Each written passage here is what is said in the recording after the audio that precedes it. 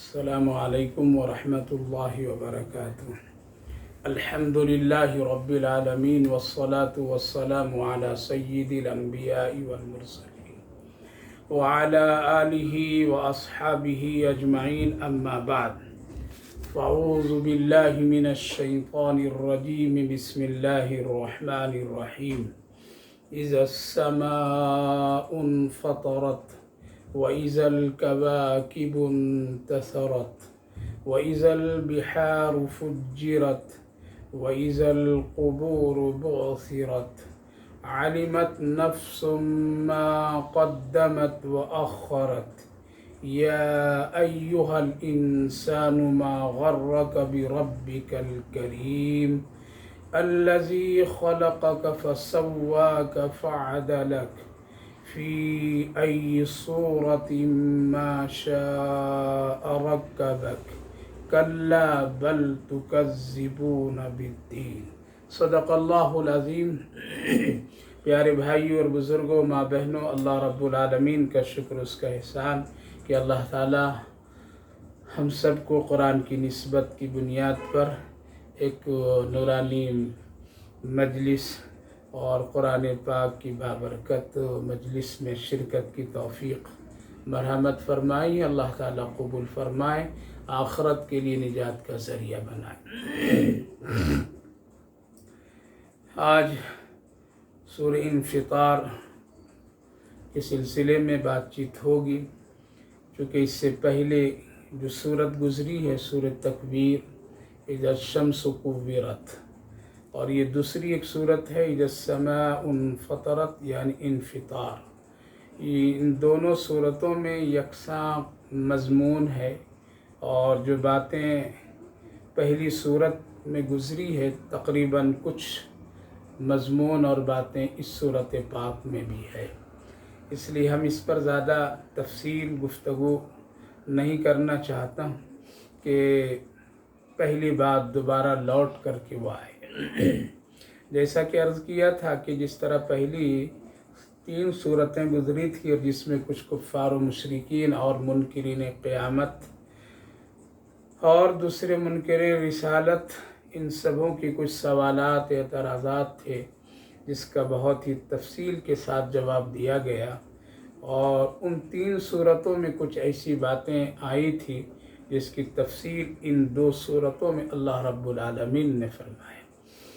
جیسا کہ بات گزری اذا الشمس کورت یعنی سورج کو اللہ تعالیٰ لپیٹ لے گا، اس صورت پاک میں اس کی توضیح اور تفصیل اس طرح ہے کہ جب سورج لپیٹ دیے جائیں گے اور پھر اس کو سمندروں میں ڈال دیے جائیں گے، اور ستاروں کو بھی ڈال دیے جائیں گے، اور ستاروں کی وجہ سے چاند سورج کی وجہ سے یہ سب سمندر میں ایک عجیب بھوچال اور اس کے اندر میں ایک عجیب آگ کی کیفیت پیدا ہوگی، اسی کڑی اور اسی سلسلے کی باتیں اس صورت پاک میں بھی ہیں۔ اللہ تعالیٰ نے فرمایا جب السماء انفطرت، کہ جب آسمان چیر جائے گا یعنی آسمان جب پھٹ پڑے گا، وَإِذَا الْكَوَاكِبُ انتثرت، اور جب ستارے جھڑ جائیں گے یعنی ہر ایک ستارہ ٹوٹ ٹوٹ کر کے گر پڑے گا۔ جیسا کہ پہلی بات آئی تھی کہ وہ ستارے اور چاند جو ہوں گے وہ سمندروں میں ڈال دیے جائیں گے۔ وَإِذَا الْبِحَارُ فُجِّرَتْ، اور جب سمندروں میں ابال آ جائے گا، ایک عجیب بھونچال آئے گا اور اس کے پانی پورے گرم ہو جائیں گے۔ یہ قیامت کی وہ پہلی کیفیت ہوگی جب قیامت برپا ہوگی، جس کا بار بار تذکرہ ہوا ہے کہ آسمان پھٹ پڑے گا، زمین سے خزانے سب نکل جائیں گے، پہاڑ چل پڑیں گے، اور یہ سارے حالات ہوں گے جس وقت انسان ہکا بکا کھڑا ہو جائے گا، اور ان کو یہ بات سمجھ میں نہیں آئے گی یہ کیسے ہوا، کیوں ہوا، کل تک تو ہم اس کا انکار کرتے تھے، اور اتنی بڑی زمین، اتنا بڑا آسمان، یہ سب کیسی اس میں تبدیلیاں آ گئی۔ تو یہ سب چیزیں جو ہے وہ قیامت کے اول مرحلے کی چیز ہے۔ اس کے بعد پھر کیا ہوگا؟ وَإِذَا الْقُبُورُ بُعْثِرَتْ، یعنی قیامت بپا ہونے کے بعد جو دوسری حالات ہوں گی وہ یہ کہ جب حضرت اسرافیل علیہ السلام دوبارہ سور پھونکیں گے تو اس وقت کی کیفیت یہ ہوگی وَإِذَا الْقُبُورُ بُعْثِرَتْ، قبروں سے مردے سب نکل پڑیں گے، قبروں کو ادھر سے ادھر کر دیے جائیں گے، بکھیر دیے جائیں گے، اتار چڑھاؤ آ جائیں گے، زیر و زبر کر دیے جائیں گے اور سارے مردے قبروں سے نکل پڑیں گے۔ تو یہ اس قیامت کی دوسری جو حالت ہے، اور پھر جب میدان محشر کی طرف جو نکل پڑیں گے، جیسا کہ اس سے پہلی صورت میں بھی اسی طرح کا تذکرہ ہے، اور سورہ والعادیات ضبحا فالموریات قدحا میں بھی قبر کا تذکرہ ہے کہ جس وقت میں سب قبروں سے نکلیں گے ان کو معلوم ہوگا کہ انسان کیا کیا کیا۔ یہاں علماء کرام رک کر کے ایک بہت ہی اہم بات لکھتے ہیں جس کا تذکرہ میں پہلے بھی کئی بار کیا ہوں کہ اسلام میں ایک بہت ہی خوبصورت نظام مرنے کے بعد انسانوں کے ساتھ ہے، وہ ہے قبر۔ قبر جو ایک بہت ہی عبرت اور ہر ایک انسان کے لیے ایک پہلی منزل، یعنی مردوں کو قبروں میں مٹی کو کھود کر کے قبر کی گڑھے کی شکل بنا کر اس میں دفن کرنا، قرآن کریم کی آیات اور جملوں سے بارہا اس طرف اشارہ کیا گیا کہ انسان کو قبر میں دفن کرنا چاہیے، نہ کہ اس کو جلانا چاہیے، نہ اس کو پانی میں پھینک دینا چاہیے، نہ اس کو کسی چرندے پرندے درندوں کے حوالے کر دینا چاہیے، بلکہ عزت احترام کے ساتھ اس کو قبر میں دفن کرنا چاہیے۔ یہ خوبی صرف اور صرف اسلام میں ہے، اس کے علاوہ دوسرے مذاہب میں اس طرح کے نہیں ہیں، اگرچہ دوسرے مذاہبوں میں بھی قبروں کی تصور اور قبروں کے عمل ہے، لیکن وہ ان کو اسلام ہی سے یہ بات ملی ہے اور اسلام ہی سے ان کو روشنی ملی ہے۔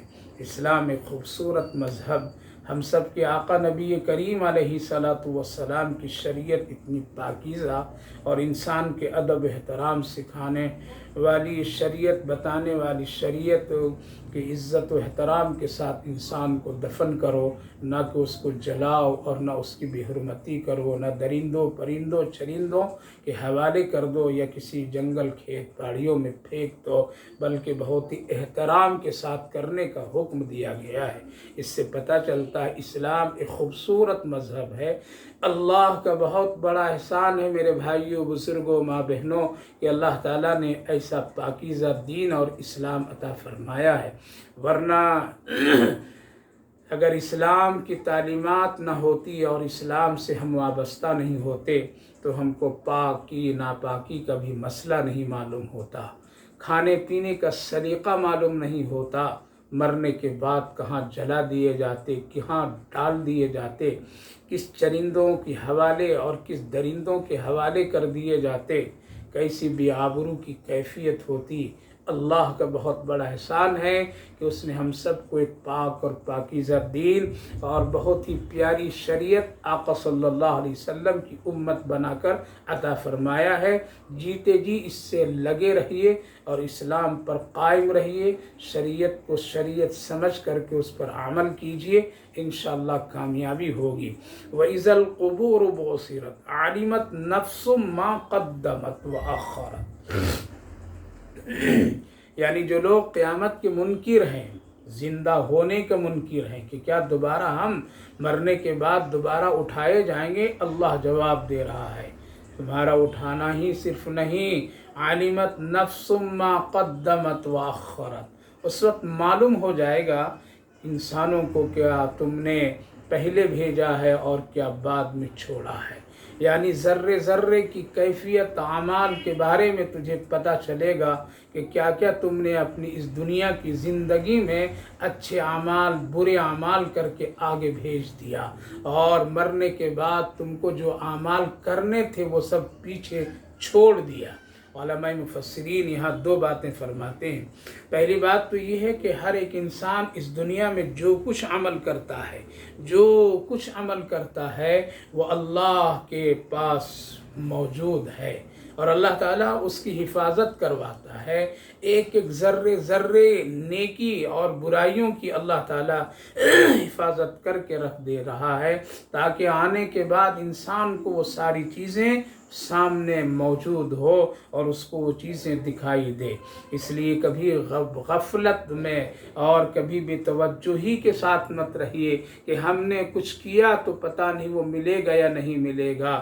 زندہ ہونا تو دور کی بات، اللہ فرما رہا ہے ہم تم کو زندہ بھی کریں گے اور تیرے کیے ہوئے اعمال تیرے سامنے پیش کریں گے۔ اس وقت تجھے معلوم ہوگا کیا کیا کیا ہے اور کیا نہیں کیا تھا، کیا تم پہلے بھیجا تھا اور اپنے اس آخرت کی دنیا کو اور آخرت کی اس منزل کو کتنا تم نے آسان بنایا، وہاں آسائش اور آرام کے لیے، سکون کے لیے تم نے کیسے کیسے اعمال کب کب کیے، کیسے کیے، وہ ساری چیزیں اللہ اس دن بتا دے گا۔ اور ایک انسان خود اپنے نام اعمال کے ذریعے سے اس کو دیکھے گا بھی، پڑھے گا بھی اور سوچے گا بھی اور کہے گا، جیسا کہ سورہ کہف میں ہے اور اسی طرح سے سورہ بنی اسرائیل میں ہے، اقرا کتابک کفا بنفسک۔ جس وقت لوگ اپنے نام اعمال کو دیکھ کر کے بعض لوگ کہیں گے یہ کیسی کتاب ہے جس میں کوئی چیز چھوڑی نہیں گئی، ہر چیز درج کر دیا گیا۔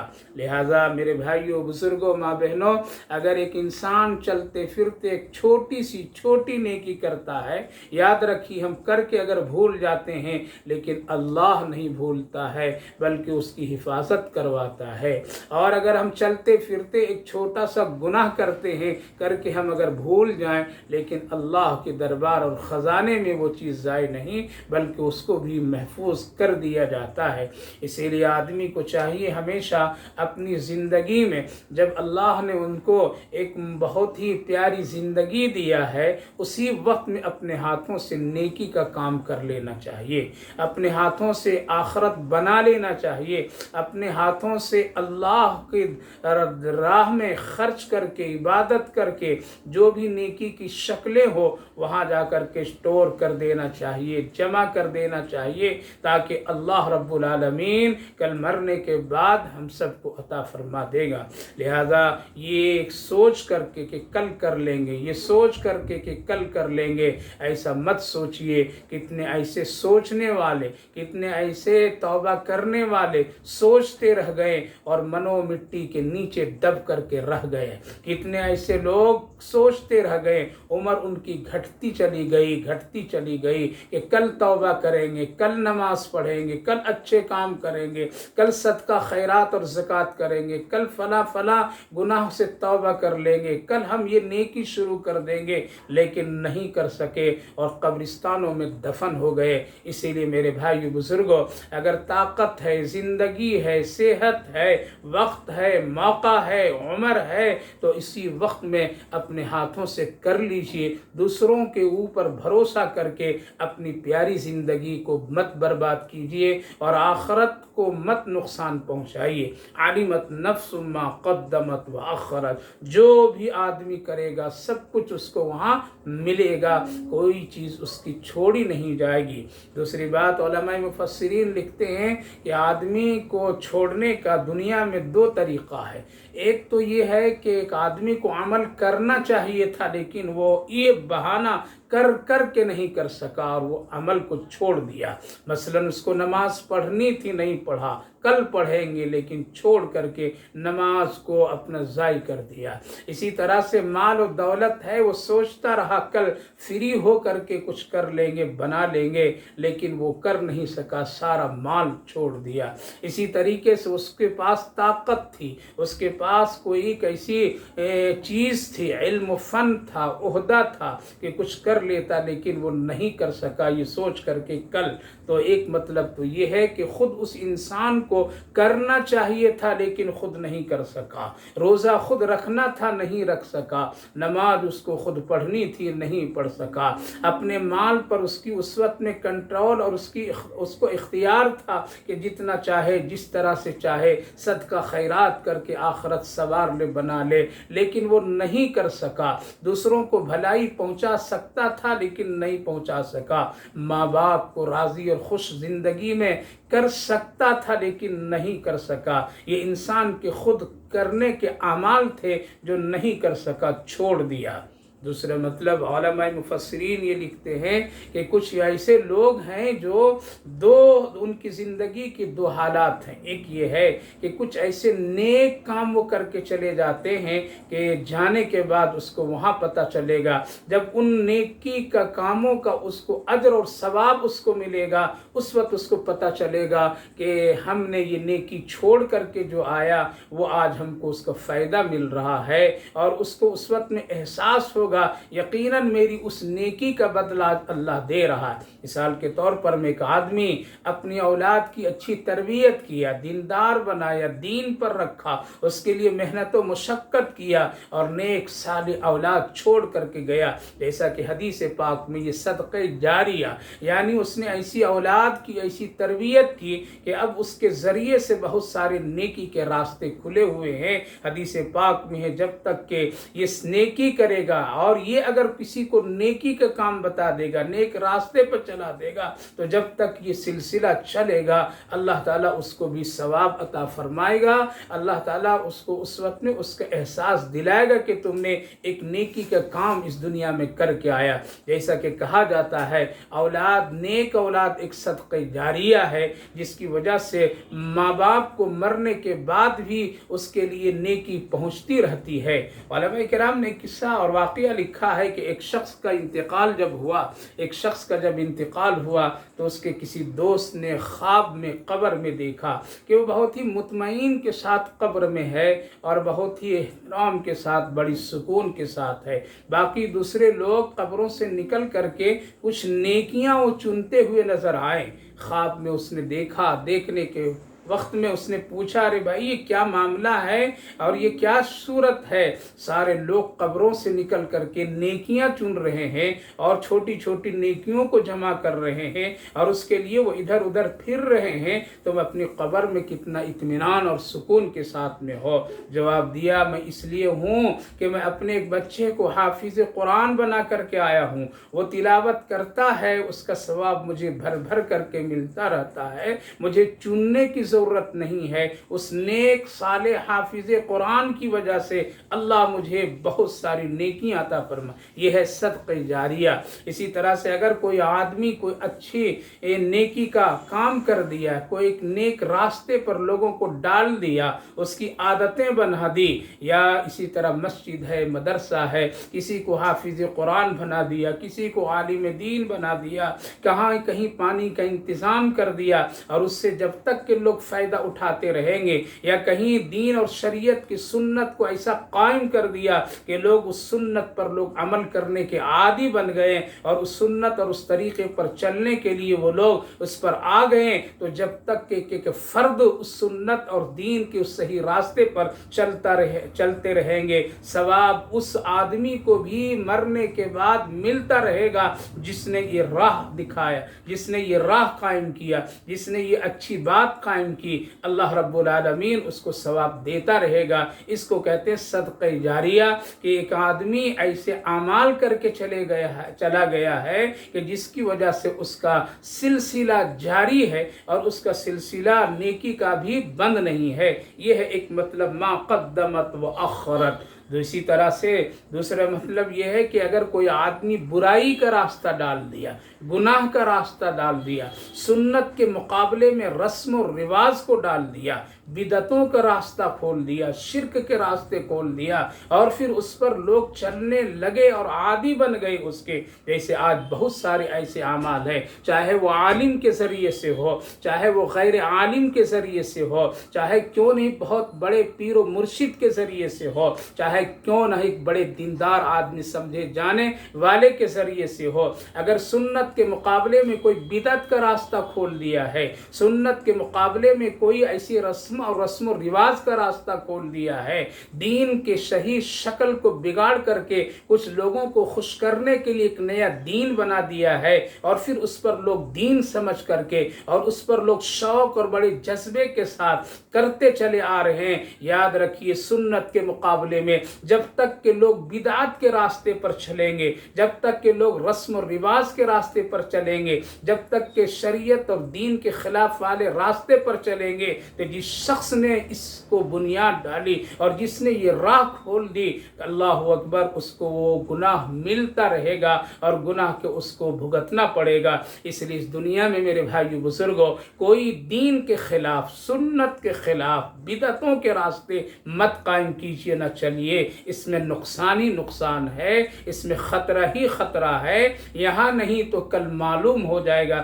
علمت نفس ما قدمت واخرت، لہذا ہمیشہ آدمی کو اچھے اعمال کے ذریعے سے اپنی آخرت کو سجا لینا چاہیے، بنا لینا چاہیے، اور اپنے ہاتھوں میں جب تک کہ طاقت قوت ہے نیکیاں دنیا میں بھی قائم کر لینا چاہیے، تاکہ مرنے کے بعد میں بھی یہ سلسلہ ہو۔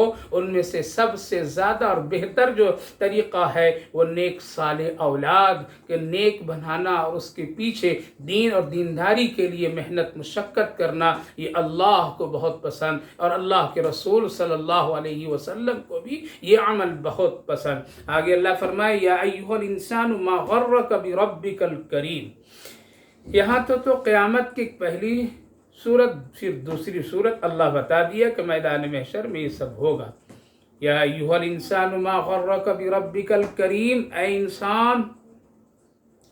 انسان تو دھوکے میں پڑا ہے، تجھے کس چیز نے، تیرے رب کریم جو مہربان رب تیرا ہے، اس سلسلے میں تم کو کس نے دھوکے میں ڈال دیا؟ کیسے تم دھوکے میں پڑ گئے؟ وہ اللہ جس نے تم کو پیدا کیا، جو بہت ہی مہربان ہے، جو بہت ہی مشفق ہے، وہ اللہ جس نے تم کو ایک خوبصورت سانچوں اور شکلوں میں پیدا کیا، جس نے تیری تصویر اور تیرے تمام جسم کے اعضاء بہت ہی اعتدال کے ساتھ پیدا کیا۔ الذی خلقک فسواک فعدلک فی ای صورت ما شاء رکبک، جس نے تمہاری شکل صورت کتنی خوبصورت اور کتنے جوڑ کر کے بنایا، اس پروردگار، اس رب رحیم، رب کریم کے سلسلے میں تم کو کس نے دھوکے میں ڈال دیا اور تم غفلت میں پڑ گئے، تم دوسرے کو معبود سمجھنے لگے، دوسرا رب تلاش کر لیے، کہیں اور چلے گئے۔ تم کو تو اس اللہ کی طرف آنا چاہیے، اس رب کریم کی طرف تجھے آنا چاہیے، اس کی بات کو ماننا چاہیے جس نے تم کو پیدا کیا اور خوبصورت چہروں مہروں کے ساتھ پیدا کیا۔ آج میرے بھائیو بزرگوں، انسان ایک عجیب و غریب کشمکش میں دھوکے میں ہے، اور کئی شکلوں سے، کئی طریقوں سے لوگ دھوکہ اللہ کے سلسلے میں کھا بیٹھے ہیں۔ پہلی شکل اور پہلی ایک جماعت ایسی ہے جو لوگ اللہ کے سلسلے میں دھوکے میں ہیں کہ یہ دنیا خود بخود بن گئی، اس دنیا کا بنانے والا کوئی نہیں ہے، بلکہ اپنے آپ یہ دنیا بن گئی ہے، اپنے آپ کبھی ختم بھی ہو جائے گی، کوئی اس کا حساب و کتاب لینے والا نہیں ہے، اور کوئی نہیں ہے کہ اس کو دنیا کو سارے نظام کو چلا، جیسا کہ دہریوں کی یہ ایک عقیدہ ہے اور ان کا خیال ہے، لہذا وہ بھی کافر، وہ بھی بالکل اس کے پاس کچھ ایمان کی کوئی شکل ہی نہیں۔ دوسرے اسی میں کچھ ایسے لوگ ہیں، ہاں ہے کوئی بنانے والا، ہے کوئی انسان کو پیدا کرنے والا، ہے سب کچھ نظام کو چلانے والا، لیکن ایک نہیں انگنت بہت ساری شکلوں میں ہے، وہ بھی دھوکہ کھا گئے۔ ہے موت دینے والا، لیکن موت کے بعد پھر دوبارہ نہیں اٹھانے والا، دھوکہ میں انسان کھا گیا۔ اسی کو کہتے ہیں کافر و مشرک، جس کی ایک بڑی تعداد دنیا میں ہے۔ یہود و نصارہ اور یہ ساری چیزیں جو کفر میں اور اپنے اللہ کی وحدانیت میں دھوکہ کھا بیٹھے ہیں، ایک تو یہ ایک شکل ہے جس کو کفر اور مشرکانہ حرکتوں سے اس کو تعبیر کی جاتی ہے۔ مسلمان دھوکہ کھا گئے اللہ کے سلسلے میں۔ مسلمان تو کہا کہ ہاں اللہ ایک ہے، اللہ کے سوا کوئی نہیں معبود، اللہ ہے، وہی سب کچھ ہے، وہ بہت بڑا مالک ہے، وہ سب کچھ کرنے والا ہے۔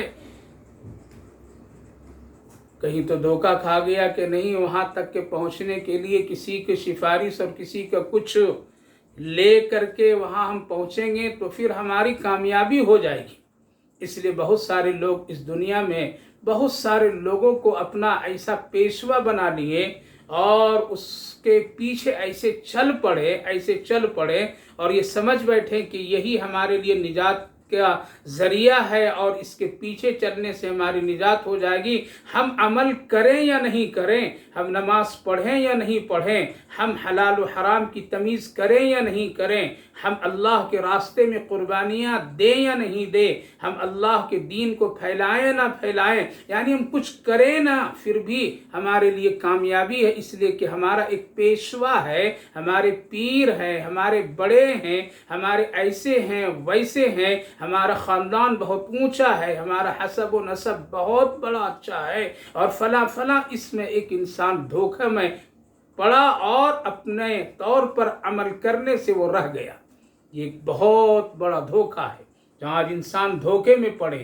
اور ایسے بازاروں میں بہت سارے لوگ نکل پڑے جو یہ کہہ کر کے لوگوں کو دھوکہ دیا تم کچھ بھی مت کرو، سالانہ نذرانہ پیش کرو، سال میں ایک مرتبہ ملاقات ہو جائے، اور فلاں پیر اور مرشد کے پاس حاضری ہو جائے، فلاں فلاں کر لو، تم بخشے بخشائے ہو، قبر میں ہم ہوں گے اور تجھے نجات دلائیں گے. یہ دھوکہ یاد رکھیے کوئی نہیں بچا سکتا، جیسا کسی صورت میں آگے آیت آ رہی ہے.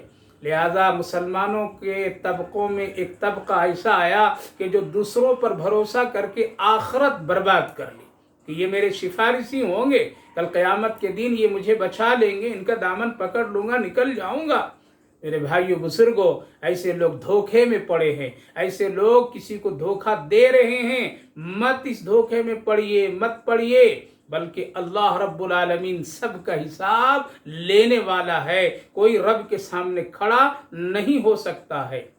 دوسرا، مسلمانوں نے یہ دھوکہ کھایا کہ ہم تو بہت ہی اونچے درجے اور امام الانبیاء، امام الرسول، سب سے بہت ہی اعلیٰ اور افضل، اللہ کے بعد اگر کسی کا مقام و رتبہ ہے تو پیارے آقا محمد الرسول اللہ صلی اللہ علیہ وسلم کا ہے. ہم ان کے امتی ہیں. آج اگر کوئی کام نہیں کریں گے تو میرے آقا کل میری سفارش کر دیں گے. ہم نام محمد صلی اللہ علیہ وسلم کا لے کر کے ہم آگے کامیاب ہو جائیں گے. اس لیے ہم امتی رسول اللہ کی، اور اللہ کے رسول صلی اللہ علیہ وسلم اپنی امت کے لیے بہت فکر مند تھے، بہت دعائیں کرتے تھے، اور بہت ہی دعاؤں کے ساتھ اپنی امت کی بھلائی مغفرت کے لیے اللہ کے رسول راتوں رات رویا کرتے تھے. ہم اس افضل پیغمبر محمد الرسول اللہ صلی اللہ علیہ وسلم کی امتی ہیں. اگر خدا نہ خواستہ کچھ اگر قیامت کے دن اگر کوئی معاملہ تھوڑا بگڑ بھی گیا تو تھوڑے دنوں کے بعد میرے آقا سفارش کر دیں گے اور پھر ہم جنت حاصل کر لیں گے. ایک طبقہ مسلمانوں کو یہاں دھوکہ کھا کر کے بیٹھ گئے. یہی وہ دھوکہ تھے یہودی لوگوں کی، جو لوگ کہا کرتے تھے ہم اللہ کے محبوب بندے ہیں، ہم اللہ کے بیٹے ہیں، ہم اللہ کے خاص ہیں، اگر جہنم جانا بھی ہوگا ایام معدودہ، چند دن جائیں گے پھر ہم نکل کر کے آ جائیں گے، چند دن جائیں گے ہم نکل کر کے آ جائیں گے. وہ لوگ دھوکے میں، جس کو اللہ نے فرمایا کہ اگر تم کو اور تمہارے دلوں میں یہ باتیں ہیں تو مر کر کے دیکھو پہلے، پھر تجھے پتہ چلے گا. لہذا مسلمانوں کے ایک طبقہ ایسا ہے جو صرف نعروں اور گازوں بادھاؤں میں اور اس طرح کی کیفیت پیدا کر لینے سے کہ ہم عاشق رسول ہے، محمد الرسول اللہ کے غلام ہیں، چاہے وہ عمل کرے یا نہ کرے، بس ایک نام تو ہماری نجات ہو جائے گی. یہ دھوکہ ہے. یا ایھا الانسان ما غرک بربک الکریم، یہ دھوکہ ہے. اگر اتنے نعرے سے، اتنے عشق کی باتیں کہہ دینے سے، عشق کی شاعر اور نعتیں پڑھ لینے سے اور اس طرح کے عمل کر لینے سے اگر نجات ہو جاتی اور اتنی ہی میں بات بن جاتی تو حضرت سیدنا صدیق اکبر رضی اللہ عنہ رات بھر نہیں روتے. حضرت عمر رضی اللہ عنہ سے بھی زیادہ کوئی پیارے آقا صلی اللہ علیہ وسلم کے پاس شہیدے ہو سکتے تھے، وہ رات بھر نہیں روتے اور ایک ایک نیکی کی تلاش میں در ٹھوکریں کھاتے تھے. پتہ نہیں کس نیکی کے کرنے سے میری نجات ہو جائے گی، کس کام کرنے سے میری نجات ہو جائے گی، اس سے تو نہیں اس سے ہو جائے گی، یہ عمل نہیں اگر اللہ قبول کیا تو شاید یہ قبول کر لے گا. اس لیے مدینے کے گلیوں میں پھرتے گھومتے تھے، رات کی تاریکیوں میں وہ جوتے کو اپنے بغل میں دبا کر کے نیکی کرنا چاہتے تھے اور وہ اللہ کو راضی کرنا چاہتے تھے۔ اگر صرف عشق کے جملوں سے میرے بھائیو بزرگوں، امت محمدی کہلانے سے میرے بھائیو بزرگوں، چاہے وہ جس طبقے کے ہو، سوچیں غور کریں تو پھر یہ کام تو بہت آسان تھا اور ہم کو جنت آسانی سے مل جاتی، سفارش بھی آسانی سے ہو جاتی۔ نہیں، بلکہ اپنے اعمال کی بنیاد پر اللہ کامیاب کرے گا، اور اللہ کے رسول صلی اللہ علیہ وسلم کی بھی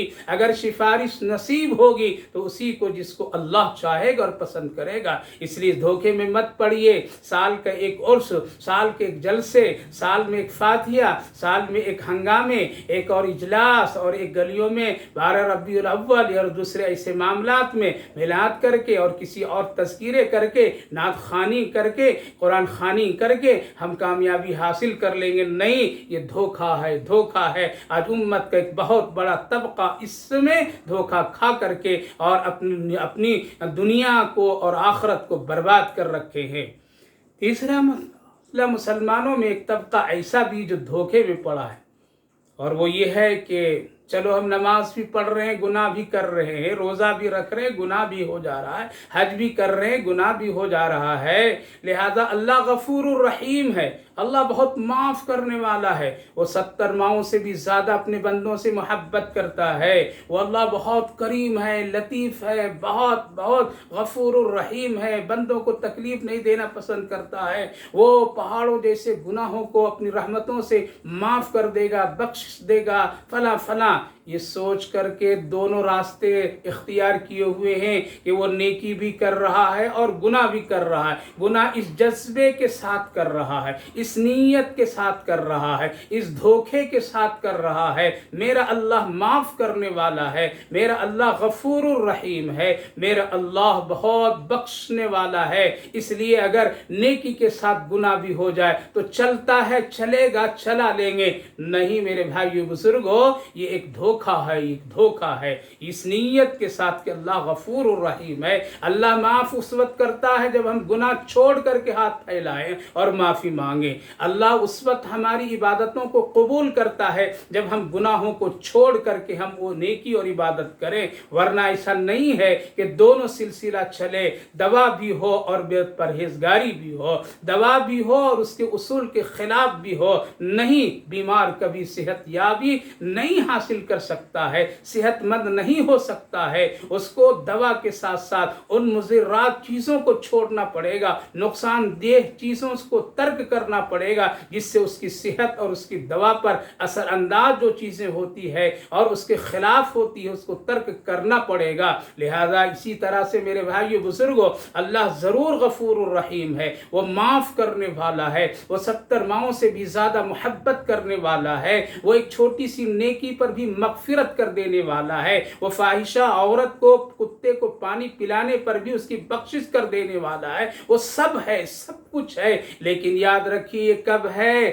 جب ہم سچے دل سے گناہ کو چھوڑ کر کے اللہ سے معافی مانگیں گے، تبھی یہ معافی ہو سکتی ہے، ورنہ یہ دھوکہ ہے۔ اور آج اچھے لوگ اس دھوکے میں پڑے ہوئے ہیں، اچھے لوگ دھوکے میں پڑے ہوئے ہیں اور اس دھوکے سے اپنی آخرت کو برباد کرتے چلے جا رہے، گناہوں کو جمع کرتے چلے جا رہے۔ اس نیت سے اللہ معاف کرنے والا ہے، وہ شب قدر میں معاف کر دیتا ہے، شب برات میں معاف کر دیتا ہے، رمضان کے روزوں کی وجہ سے معاف کر دیتا ہے، حج کر لیا سب معاف کر دیتا ہے، وہ کچھ بھی باقی نہیں رکھتا ہے۔ میرے بھائیو بزرگوں، یہ بھی ایک دھوکہ ہے۔ یہ اس وقت ہے جب ہم گناہ چھوڑ کر کے، توبہ کر کے ہم نیکی کو جمع کریں اور نیکی کے کام کریں اور پھر اللہ سے معافی مانگیں تو انشاءاللہ اللہ بہت بڑا ہے، بہت کریم ہے، رحیم ہے، غفور الرحیم ہے، وہ چھوٹی سی نیکی پر بھی راضی ہو جانے والا ہے، وہ بخشنے والا ہے،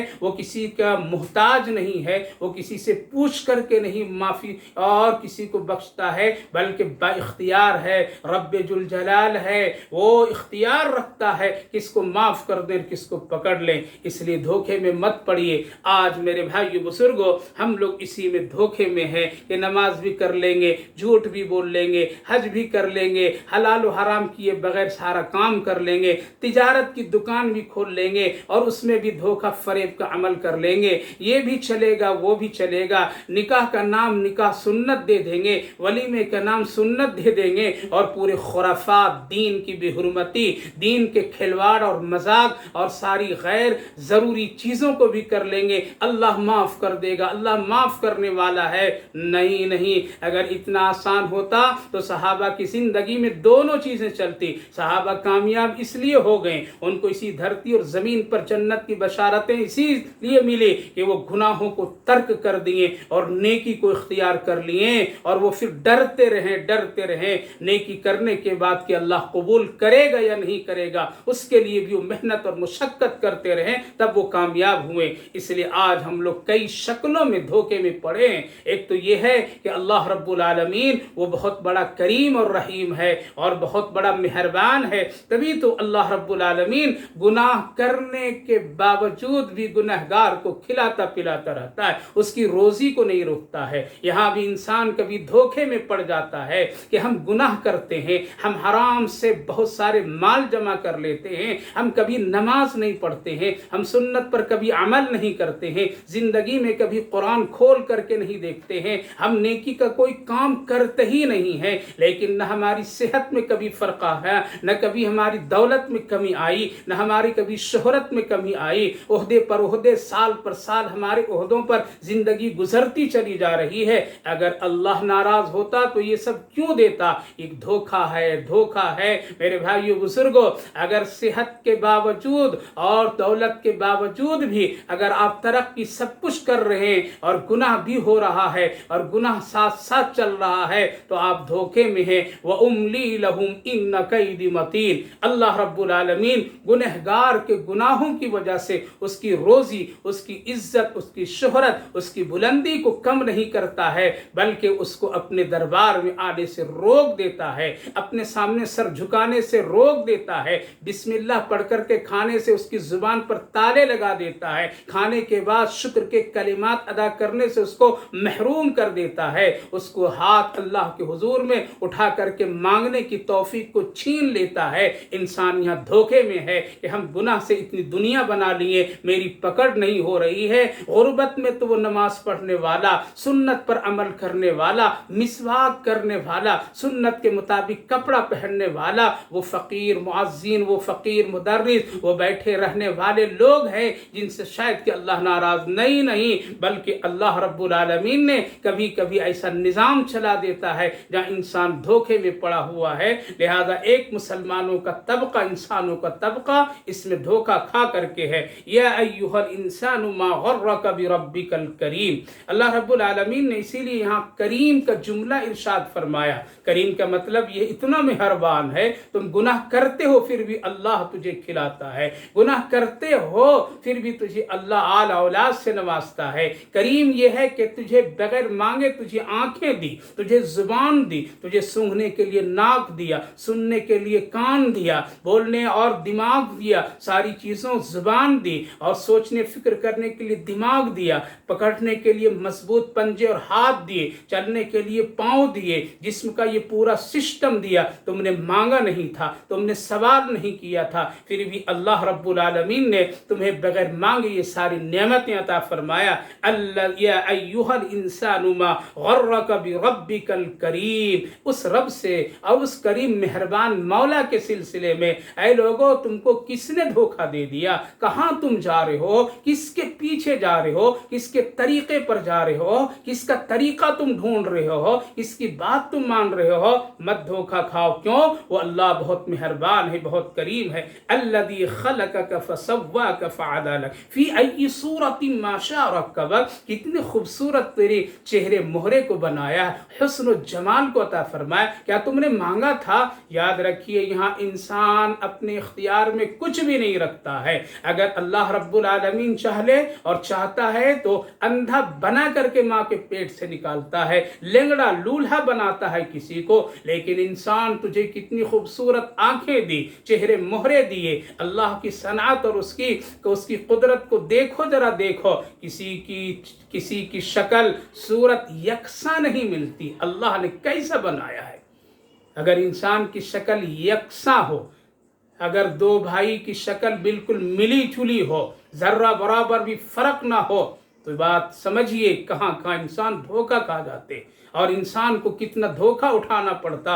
यानी कोई किसी को दिया होता, मांगता कोई किसी से, झगड़े होते, लेकिन अल्लाह रब्बुल आलमीन ने इतनी वसी आबादी और इतनी लातादाद आबादी में और इंसानों की एक बड़ी जमात में अल्लाह ने शक्लों को यकसा नहीं बनाया। अगर खुदा न खास्ता कहीं ज़र्रा बराबर भी अगर शक्ल मिल जाती है कहीं, तो आवाज़ में अल्लाह फ़र्क रखा, चलने में अल्लाह फ़र्क रखा। अगर कहीं आवाज़ भी अगर मिल जाती है तो उसके चेहरे मुहरे में अल्लाह फ़र्क रख दिया, उसके चलने खाने पीने के अंदाज में फ़र्क रख दिया। ये कौन है? वो करीम मौला है जो तुझे बगैर मांगे ये जिस्म का पूरा सिस्टम अता फरमाया, तुम्हारे आज़ा बड़े खूबसूरत बनाए। फसव्वा का फ़अदलक, यानी बराबर बराबर, कोई कम बेश नहीं किया, छोटा बड़ा नहीं किया। अगर कभी किया तो अल्लाह ने समझाने के लिए किया है, इबरत के लिए किया है, ना कि किसी को दुनिया में सजा देने के लिए किया है। कभी कभी लोग कहा करते हैं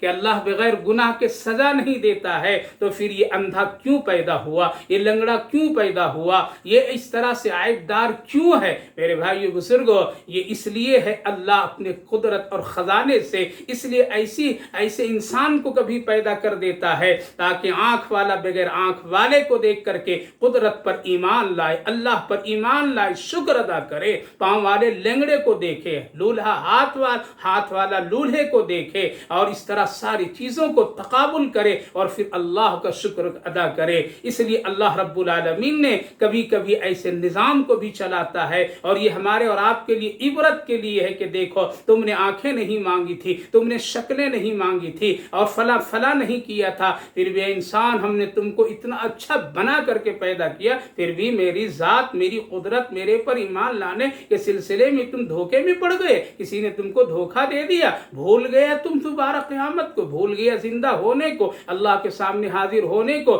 इसलिए मेरे भाइयों बुजुर्गों, अल्लाह का हर हाल में शुक्र अदा कीजिए। हज़रत इमाम अबू हनीफा अलैहिर्रहमा जब जामे दमिश्क की जामे मस्जिद तशरीफ ले जा रहे थे, आपके सामने सैकड़ों शागिर्द पीछे चल रहे थे। आपके पाँव की जूती टूट टूट करके बार बार निकल जाती थी। आप दोबारा पहने, 3 बार 4 बार पहने, लेकिन जब वो जूती पाँव में नहीं टिकती थी इसलिए वो टूट चुकी थी, तो आपने पैर से निकाल करके उसको बाहर उसको फेंक दिया और आप चले आगे। लेकिन दिल में एक एहसास पैदा हुआ, अल्लाह इतना बड़ा और इतने शागिर्द, इतनी सारी चीज़ें आज हमको इस जगह पर हमको पहुंचा दिया है कि मेरे पाँव में एक अच्छी जूती नहीं है। आप कदम रखें जामे मस्जिद के गेट पर तो एक ऐसा शख्स नज़र आया जिसके पाँव ही नहीं है, बल्कि एक है और एक नहीं है, और फिर वो मांग रहा है। आपने उसको खैरात दी, देने के बाद फिर वज़ू किया, 2 रकात आपने नमाज पढ़ी और पढ़ करके अल्लाह के हुजूर में हाथ उठा करके शुक्र अदा की, ऐ परवरदिगार, जूता नहीं तो कम से कम पाँव तो दिया है, अगर पाँव नहीं देता तो किस पाँव में हम जूते लगाते। तेरा बहुत एहसान है, अगर तू चाहता तो मुझे इस भाई की तरह तू बना सकता था। आज इबरत लोग नहीं लेते हैं, हकारत की नज़र से देखते हैं और ये समझते हैं कि शायद हम अपने मन से और अपने हालात से, मेरे माँ बाप ने मुझे पेट से बाहर निकाला और मुझे एक ज़िंदगी इतनी खूबसूरत दी है। ये सब अल्लाह की दी हुई नेमतें हैं। किसी लंगड़े, लूल्हे और किसी अंधे और किसी ऐसे कमज़ोर, ऐबदार, बीमार को देख करके हरगिज़ नहीं उसका मजाक और हकीर समझिए। ये अल्लाह की शान है, वो ऐसी शक्लों में पैदा किया है। अल्लज़ी खलक़का फसव्वाका फ़अदलक फ़ी अय्यि सूरतिन मा शाअ रक्कबक कल्ला बल तुकज़्ज़िबून बिद्दीन। ये हाथ, ये पाँव और ये सारी चीज़ें, ज़िंदगी की बागो बहार, एक दिन है बदले का दिन, एक दिन है अल्लाह के पास जवाब देने का। कल्ला, हरगिज़ नहीं। तुमको जज़ा और सज़ा को तुम कभी झुठला नहीं सकते हो। मालिक यौमिद्दीन इय्याका नअबुदु व इय्याका नस्तईन। एक दिन है जहाँ बदला, सजा, जज़ा सब कुछ होंगे। एक एक चीज़ का तेरा हिसाब लिया जाएगा। तुम कैसे गफलत में पड़े हो, कैसे तुम धोखे में पड़े हुए हो। वो दिन है कल्ला बल तुकज़्ज़िबून बिद्दीन, कोई झुठला नहीं सकता है। वो दिन जब आ जाएगा कोई झुठला नहीं सकता है। इसलिए मेरे भाइयों बुजुर्गों, हमेशा अल्लाह की कुदरत और उसकी शान को समझिए और उस मौला करीम मेहरबान रब का हमेशा शुक्र अदा कीजिए और हमेशा उस रब के सामने सरबज सुजूद होते रहिए, वरना दुनिया धोखा देने में पड़ी हुई है और हम सब धोखा खाते चले जा रहे हैं। और आज जो हालात हमारे और आपके सामने हैं, इस वक्त तो बड़े बड़े अच्छे अच्छे लोग धोखे में पड़े हुए हैं और धोखा उठा रहे हैं। खतरा ये है कि कहीं इस हालात से कहीं धोखा खा करके ईमान और इस्लाम को कमज़ोर न कर दे और आखिरत में रुसवाई का सामना न करना पड़े। इंशाअल्लाह अगली आयतों में कल्ला बल तुकज़्ज़िबून बिद्दीन व इन्ना अलैकुम लहाफ़िज़ीन, यानी जो लोग ये इनकार करते हैं, ये आमाल, ये सारी छोटी बड़ी नेकियां, छोटी बड़ी बुराइयां और फिर ये जिंदा होकर के हमारे सामने आना, ये कैसे होगा, कहाँ कौन लिख रहा है, कौन जमा कर रहा है, इसके पीछे क्या चीजें चल रही है, कौन है वो लिखने वाला, कौन है रजिस्टर में दर्ज करने वाला, कहाँ इसको रखा जाता है, कितनी बड़ी लाइब्रेरी है, कितनी बड़ी वो दुनिया है जहाँ सारे इंसानों के अच्छे बुरे अमाल को लिख करके दर्ज किया जा रहा है, जो कल हिसाब लिया जाएगा और हिसाब में पेश किया जाएगा इंशाअल्लाहुल अज़ीज़। कल अगली आयत में इसके सिलसिले में गुफ्तगू ज़रूर करूँगा। अल्लाह आपको भी तौफीक दे, हमें भी तौफीक दे। अल्लाह ताला हम सबको आज के हालात में जो परेशानियां हैं, बलाएं हैं, मुसीबतें हैं, बीमारियां हैं, अल्लाह पूरी उम्मत की हिफाजत फरमाए। अल्लाह से बढ़ कर के कोई नहीं है। इसलिए मेरे भाइयों बुजुर्गों माँ बहनों, सच्चे दिल से तौबा करके अल्लाह की तरफ रुजू कर लीजिए। अब इंतज़ार मत कीजिए, मत इंतज़ार कीजिए, हालात इससे भी बिगड़ सकते हैं अगर हम लोग गफलत में रह गए। इसलिए अल्लाह के रसूल सल्लल्लाहु अलैहि वसल्लम के बताए हुए फरमान इरशादात पर सख्ती से अमल कीजिए, जिस तरह से हुकूमत और दूसरे डॉक्टरों और दूसरे लोगों के बताए हुए पर एक इंसान सख्ती से आज अमल करना चाहता है। क्यों? वो जान की फिक्र, उसकी पहले फिक्र कीजिए जो जान हमको और आपको दिया है। उसी रब की इख्तियार है, इसलिए उसकी फिक्र कीजिए और उसके अहकामात पर पाबंद हो जाइए और अल्लाह को मना लीजिए। उसके सिवा कोई बचाने वाला नहीं है, उसके सिवा कोई हमारा मुहाफिज और मुआविन नहीं है। इसलिए मेरे भाइयों बुजुर्गों, वास्ता अल्लाह के रसूल सल्लल्लाहु अलैहि वसल्लम के दे करके कह रहा हूँ, दरख्वास्त कर रहा हूँ, मना लो, अल्लाह को मना लो। इस